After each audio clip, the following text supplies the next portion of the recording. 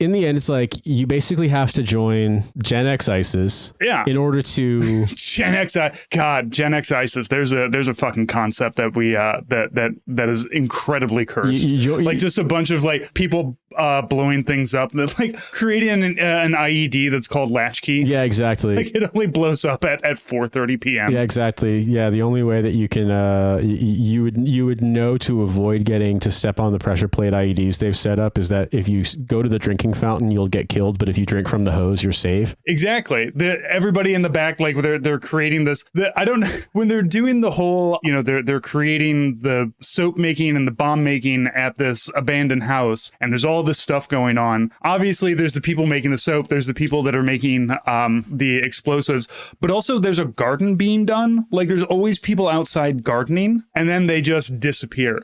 And I like to think like me being a disaffected, 26-year-old, getting my head shaved, doing the three days standing out there, and then like they're like, all right, Francis, you're in, you're good, you're going to be one of the gardeners, and just like me being out there and my hands in the dirt and just being like, this is all bullshit. But it's basically like bullshit. If ISIS just drew cock and balls on everything with spray paint and then decided one day to step up their game, and I guess GenX Al Qaeda did 9/11 because ISIS, we think of them as kind of like part of the same taxonomy, very different thing. ISIS in some ways, I can't believe I'm saying this, in some ways you don't have to hand it to them. You don't have to hand it to them. In some ways more ridiculous, obviously horrific, but in their kind of self-presentation, because everything about them was meant to be like media slick and scary in the way that they perceived it, it does come across as really ridiculous sometimes, but like it's really ridiculous in the sense of like, 4K beachside drone footage that looks like the establishing, in the beginning of a level of Wave Race 64, except they're going to like behead 30 dudes on a beach. Like it's fucked up. Like it's awful.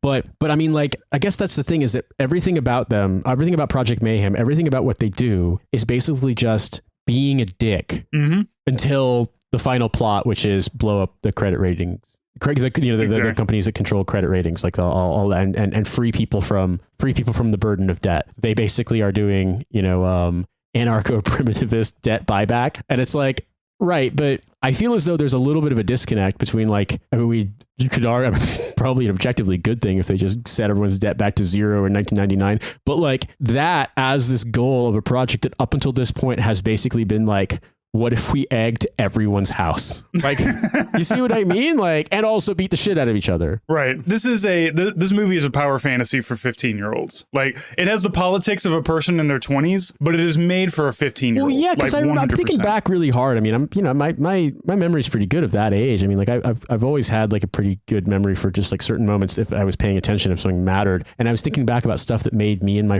buddy Patrick, laugh when we watched this the first time on, DVD in 1999. Or early 2000, and I think like Edward Norton's delivery of like that bitch Marla Singer, like we thought that was funny, or him saying Bob had bitch tits, like, oh, that's really funny, we laughed. It's like, because those are jokes that 15-year-old boys would laugh at, what I mean? Like, I think that we thought the Tyler Durden's line about calm as Hindu cows was funny. Like, there is a lot of very punchy phrasing, like it's cynical. And then there's also some interesting things being done, like when he talks about Tyler's background, and it smashes to these shots of like Tyler in the projectionist room, and you've got like location sound, so Edward Norton is talking to the camera, but like you've got all the echo and all the background stuff, like it's not like studio mic'd, or he's a diner in the restaurant, and like all the background noise is there, like he's in these rooms, you get like any of the ambiance of the room itself is there. Like, that's so punchy, and like the way that it's being presented, like the cinematography, the sound design, everything about it, like it's got so much energy, and it seems so, like brash and inventive. So you combine that with like, it's about being jacked as fuck and beating the shit out of people, and basically the, slightly more Hollywoodized version of drawing dicks on things with spray paint. Of course, 15-year-olds are going to gravitate towards this.